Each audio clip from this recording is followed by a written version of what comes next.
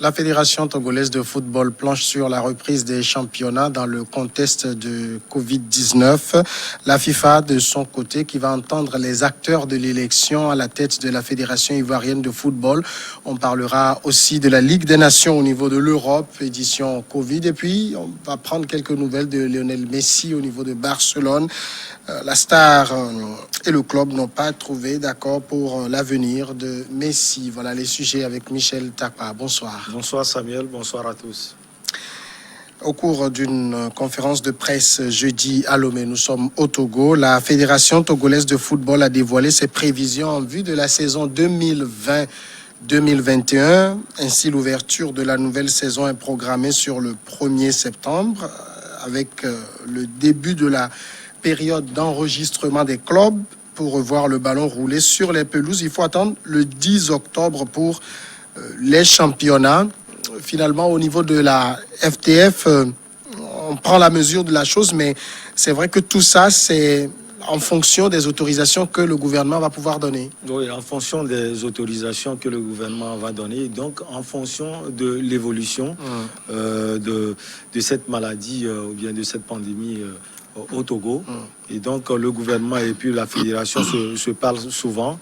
Cette reprise aussi est on ne peut plus nécessaire parce que le ballon a cessé de rouler. Ça fait des mois au niveau non seulement du Togo mais au niveau africain. Et donc les mesures sont prises pour pouvoir commencer le championnat. Vous l'avez dit, avec déjà l'enregistrement des clubs à partir du 1er, donc à commencer. Et donc on attend forcément le 10 octobre à venir pour voir si véritablement le gouvernement va pouvoir donner l'aval à la Fédération togolaise de football pour pouvoir commencer le championnat. Est-ce que ça veut dire que du côté de la Fédération, on a pris tous les moyens pour pouvoir débuter ce championnat? Oui, on a pris tous les moyens. On avait parlé, je pense, la semaine passée, du fonds Covid qui a été distribué aux différentes formations, non seulement au niveau de la première division, mais aussi au niveau de la deuxième division et de la troisième division, ainsi qu'au niveau de tous les acteurs du football au Togo. Et même la Fédération togolaise de football a su aider les différents clubs pour pouvoir les préparer au début du championnat à partir du 10. Maintenant, on attend, comme je l'ai déjà dit, l'évolution de la maladie au niveau du Togo pour voir si on peut donner l'accord ou pas. Alors, si accord du gouvernement il y a, est-ce qu'il faut s'attendre à un championnat 2020-2021 avec des changements par rapport aux éditions antérieures? Je pense que le grand changement, c'est que les championnats seront joués à huis clos. C'est clair, avec la pandémie. Ensuite, ces championnats seront joués sur soit une pelouse naturelle ou synthétique. Plus de sable, comme on a l'habitude déjà de le voir. Et puis la Fédération togolaise de football, par le truchement des dirigeants, a déjà promis qu'elle va pouvoir suivre les clubs cette année. Ça veut dire qu'au niveau des violences sur le terrain, d'ailleurs, on ne verra pas, jusqu'à ce qui est sur l'année prochaine, on ne verra pas de supporters sur le terrain pour pouvoir causer des problèmes sur le terrain, des violences et autres. Déjà, la fédération aussi a eu déjà, sans doute, à régler ces histoires d'arbitrage, parce qu'il faut le dire, c'est l'arbitrage aussi qui cause quelquefois les violences sur le terrain. Donc, la fédération a promis un bon championnat. Espérons que cela soit ainsi. Est-ce que les joueurs, surtout au niveau du championnat, est-ce que les joueurs ont été testés? Parce qu'on voit ce qui se passe au niveau des grands clubs européens, le PSG tout récemment, avec beaucoup de joueurs testés positifs. Est-ce qu'on a soumis nos joueurs ici à des tests? Bon, je pense qu'on ne l'a pas dit officiellement, mais je pense qu'il est capital de pouvoir le faire. Il y a eu des joueurs qui sont déplacés. Quand vous allez à Palibé, qui est presque sur la frontière avec le Ghana, un pays également touché. Vous allez également à Neho, et sans oublier le nord du Togo, Asko de Kara, et puis l'ASK et autres. Des joueurs ont eu sans doute à voyager, et donc je pense que c'est urgent de pouvoir tester ces joueurs. Comme vous l'avez dit, on a vu des cas positifs au niveau du Paris Saint-Germain. Mais pour le moment, officiellement, on n'a pas eu de cas concernant ces joueurs au Togo. Espérons que d'ici là, jusqu'au 10 octobre à venir, on va vérifier véritablement si tous les joueurs ont quand même l'aptitude nécessaire pour pouvoir commencer le championnat. En parlant de l'autorisation du gouvernement, qu'est-ce que la fédération espère concrètement? C'est-à-dire, c'est le gouvernement de leur dire Vous pouvez commencer ou comment? Oui, je pense que c'est le gouvernement qui contrôle la situation sanitaire sur le terrain. Par sans doute le truchement du ministère de la Santé et de d'autres ministères qui aident sans doute le gouvernement à pouvoir contrôler l'expansion, si je peux le dire, de cette pandémie au niveau national. Et donc, je pense que la fédération sans doute est assujettie à ce gouvernement, assujettie plus au ministère des Sports. Et donc, si le gouvernement le dit ainsi, je pense que c'est une bonne chose. Et la fédération plutôt le dit ainsi, c'est une bonne chose parce qu'elle n'attend que justement l'aval et l'accord ou bien l'accord du gouvernement togolais pour pouvoir commencer les hostilités. Alors, plus de matchs dans les sables, vous l'avez rappelé, ça veut dire qu'il y a quand même des localités qui ne pourront pas accueillir de matchs parce que quand on regarde l'état de leur pelouse, ça ressemble pas vraiment à un terrain. Oui, c'est clair. À part les terrains, si on peut le dire, normaux ou bien naturels, vous allez à Kpalimé, vous allez à Kara, peut-être à Takpamé et autres. Il y a certains terrains aussi qui ne respectent pas forcément les normes déjà de la Fédération togolaise de football par rapport à l'ouverture du championnat. Donc je pense que d'ici là, on aura à faire un travail. Pas forcément le travail en construisant des terrains, mais je pense que les localités qui sont proches de ces équipes qui vont accueillir des matchs, par exemple à Takpamé, et puis accueillir un match d'une équipe, à Neho également. Bon, je n'ai pas eu le temps de visiter le terrain d'Aneho, puisque je sais qu'Aneho, c'est plus au niveau du sable. Je ne sais pas si un travail est fait à ce niveau. En tout cas, on aura le temps de pouvoir vérifier. On aura le temps, d'ailleurs, de revenir et dire véritablement les terrains qui peuvent accueillir ces matchs. Puisque quand vous prenez Kara, par exemple, le terrain de Kara a été fait. Et ça va permettre à l'association des conducteurs sportifs, des conducteurs de la COSA, et les condorants de la COSA ASCO de pouvoir accueillir leur match à domicile. Alors pour ce qui est du public, ça, on ne va pas trop se gêner parce que de toute façon, les gros matchs étaient déjà quasiment à huis clos. Hein. Ouais, quasiment à huis clos. Hein. À part quelques rencontres, vous allez à Kpalimé, où il y a du monde. Hein. Kpalimé toujours mobilisé autour de Gomido, de la localité. Il y a Sokoré également, Kara et autres. Le reste, même à Lomé, il suffit d'aller un dimanche pour couvrir un match de championnat. C'est quasiment à huis clos, comme vous l'avez dit. Dans la formule, on a arrêté le championnat 2019-2020. Je pense que c'est ASCO qui a été sacré. Il y a des... comment ça s'appelle? Est-ce qu'il y a des gens qui montent? Il me semble les deux premiers de la deuxième division montent, c'est ça? Oui, modèle et il y a... J'oublie le nom, je vais revenir. Ces deux formations montent en première division. Donc voilà. Et ça va être d'une première division à 16 à 14 équipes. À 14, voilà. D'accord. Merci. Deuxième sujet, c'est toujours le foot. La Fédération internationale de football et la Confédération africaine de football ont créé une commission conjointe pour entendre jeudi les acteurs de l'élection à la présidence de la Fédération ivoirienne à laquelle l'ancienne star du ballon rond Didier Drogba est candidat. La FIFA et la CAF ont décidé d'instituer une commission FIFA-CAF chargée d'entendre jeudi 3 septembre, donc hier, par visioconférence, les membres de la commission électorale. On soupçonne cette commission de fraude? Bon, soupçonner de fraude, peut-être c'est aller trop loin, mais je pense que quand on voit déjà tout ce méli-mélo qui a entouré l'organisation au niveau de la Fédération ivoirienne de football, je pense que déjà on peut se poser de véritables questions. Et c'est d'ailleurs ce qui a poussé la FIFA et puis la CAF à pouvoir organiser, si je peux le dire, une commission pour pouvoir discuter avec non seulement la commission électorale nationale, mais aussi le président de la Fédération ivoirienne de football, Sidi Diallo, son secrétaire général, et puis le comité d'urgence qui a été créé justement pour pouvoir essayer de trouver une panacée à tous les problèmes qui se créaient au niveau de toutes les listes et au niveau de la gestion de l'organisation du football ivoirien.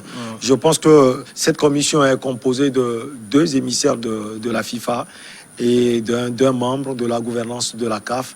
Et justement, ils sont arrivés à Abidjan. Ils vont pouvoir discuter avec, comme je l'ai dit, la commission électorale nationale, le président de la Fédération ivoirienne de football, son secrétaire général et le comité d'urgence organisé. Je pense que ce qui a un peu manqué, j'aurais souhaité qu'on puisse entendre les listes, les trois listes, c'est-à-dire celle de Didier Yves Drogba, celle également de Diabaté et autres. Mais on a parlé seulement de la commission et du président. On verra véritablement ce que cette commission aura à faire.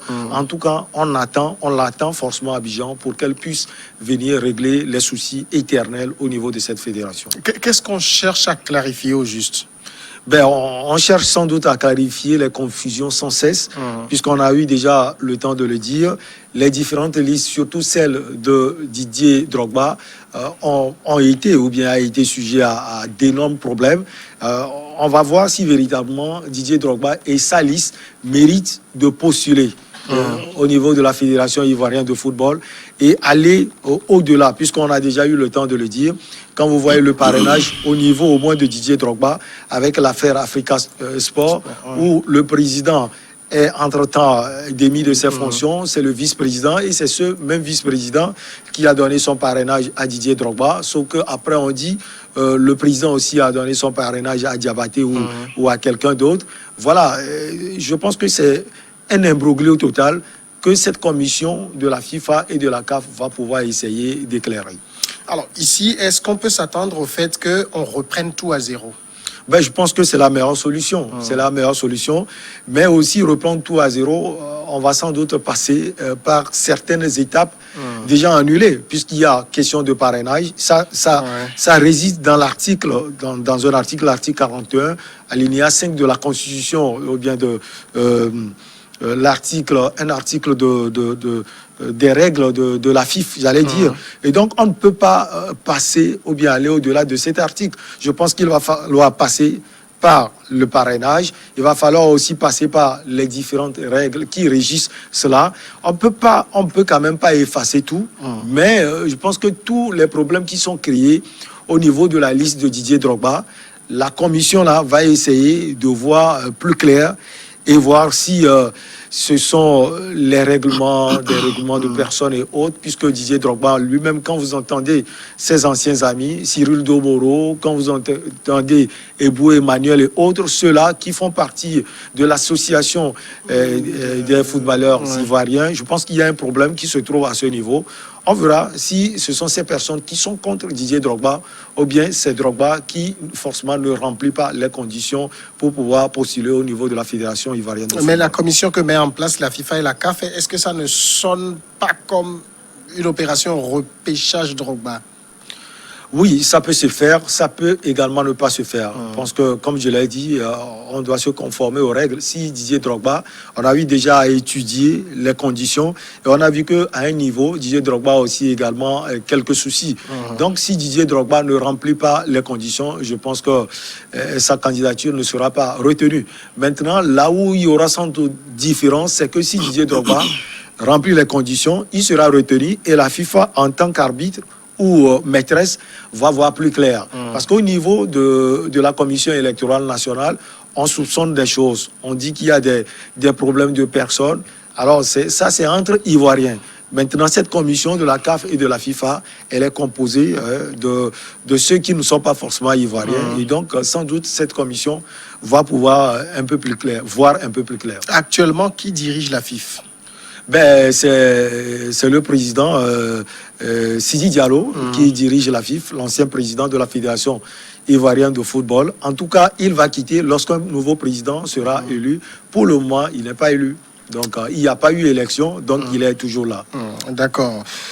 Sujet suivant, l'Europe, Ligue des Nations, la deuxième édition de la Ligue des Nations, ce jeudi avec un alléchant duel Allemagne-Espagne, à l'image de ces deux sélections, les 16 nouvelles équipes d'Europe en découdront pour tenter de rejoindre le Final Four et de succéder au Portugal, vainqueur l'an passé. La Ligue des Nations, ça ressemble beaucoup à l'Euro. Moi, je ne sais pas, hein, c'est quoi finalement la différence? Ben, la Ligue des Nations ressemble beaucoup à l'Euro, mais ce n'est pas l'Euro. Elle est instaurée juste l'année écoulée, avec déjà le sacre du Portugal. Les équipes jouent des matchs aller-retour et se réunissent en ce qu'on peut appeler un Final Four, quelque part, comme on l'a déjà fait pour la Ligue européenne des champions. Et l'année écoulée, c'est le Portugal qui a battu, je pense, l'équipe nationale batave, l'équipe nationale des Pays-Bas. Et donc, on veut reprendre cette année, sauf que c'est une édition, comme vous l'avez dit, Covid, avec les difficultés. Mais on le sait déjà, le football a commencé depuis à rouler dans le vieux continent. Et finalement, c'est quoi la particularité de cette Ligue des Nations?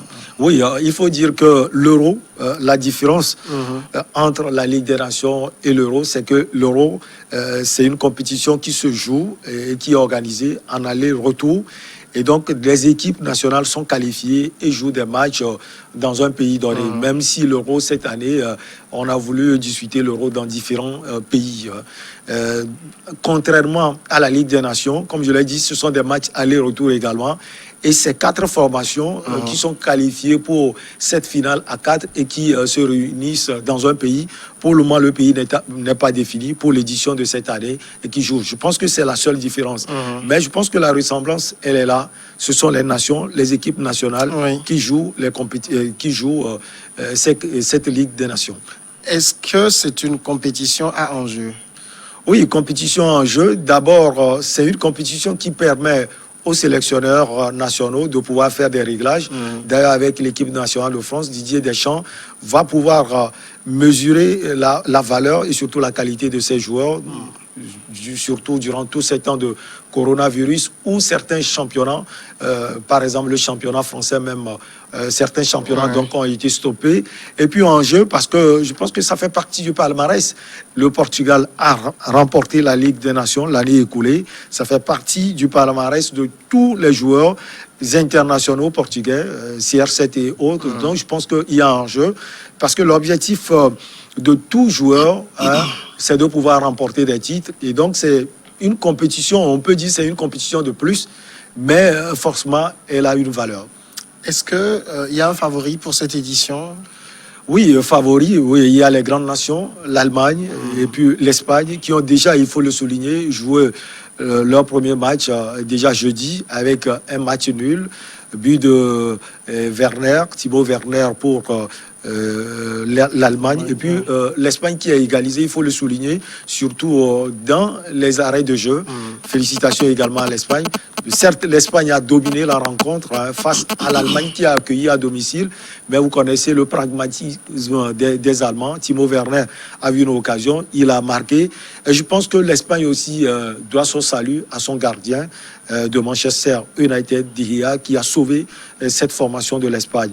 Et donc, les favoris, l'Espagne, l'Allemagne, il y a également la France, qui est une grande nation de football, championne du monde, en titre, il faut le préciser.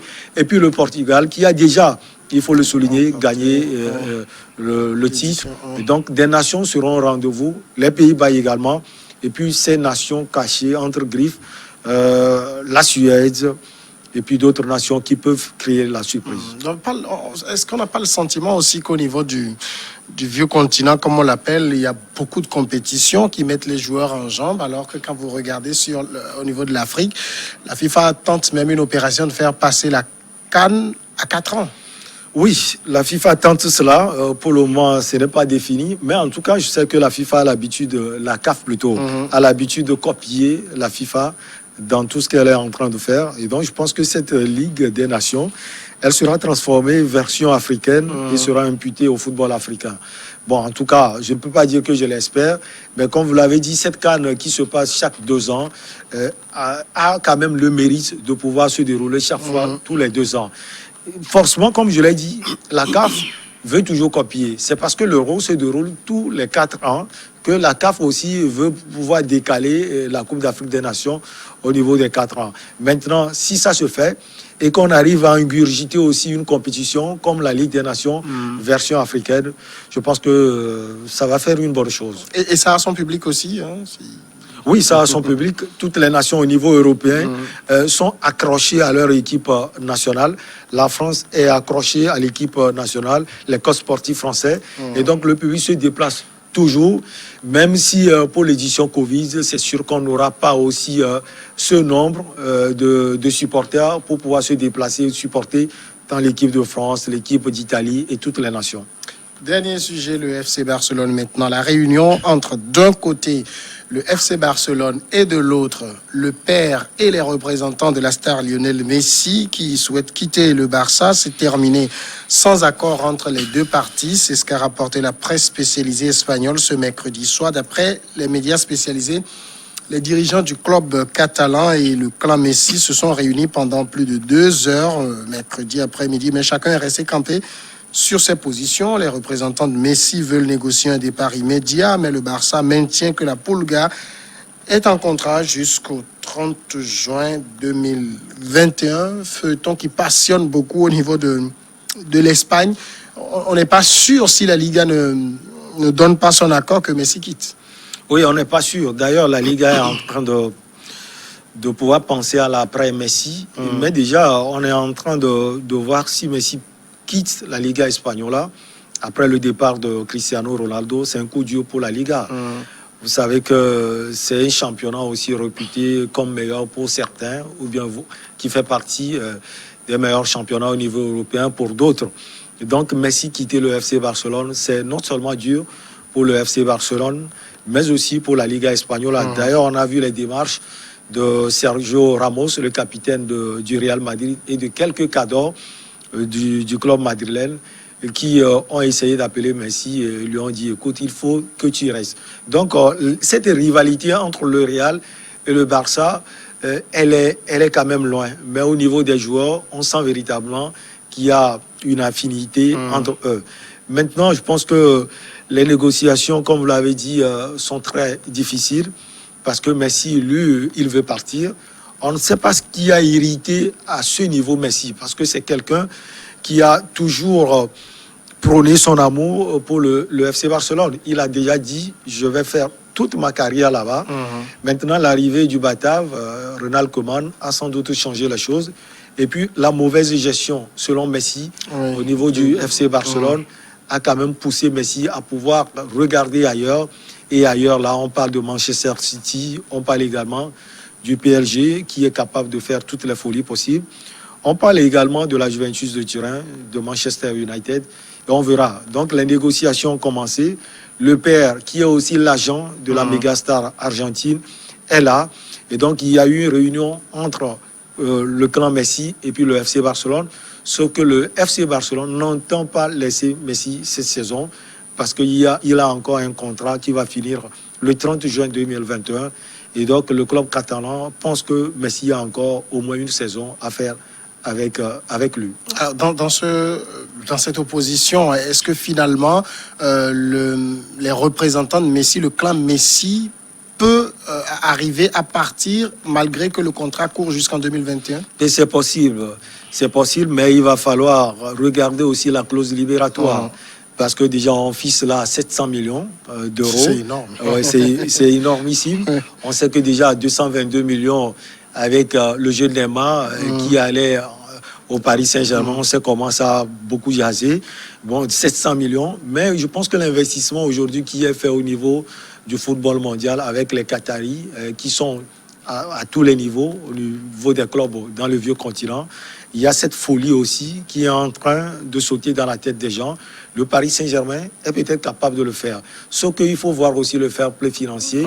Le Paris Saint-Germain n'était pas loin. Manchester City revient d'ailleurs de loin. Ce club a été sanctionné. Heureusement que c'est le tribunal arbitral du sport qui a au finish donné raison à Manchester City. Et donc ce sont des faits qui font hésiter le club de Manchester City aujourd'hui, même si on sait que Messi peut apporter beaucoup de choses à ce club anglais. Donc je pense que les pourparlers sont encore là. Georges Messi plutôt, qui est le papa et l'agent de Messi, est là à Barcelone depuis quelque temps. Ils sont en train de discuter. Et je pense qu'il a d'ailleurs souligné une chose importante. Il a dit il est possible que Messi reste toujours au FC Barcelone. Donc, je pense que tout peut se faire. Et Messi lui-même l'a dit, il a envie de quitter certes Barcelone, mais que son départ soit en de bons termes avec le FC Barcelone, parce qu'il a toujours dit qu'il doit beaucoup à ce club catalan. Michel Tapa, merci. C'est moi qui vous remercie. Nous passons maintenant à la pause et on revient après avec Regard croisé.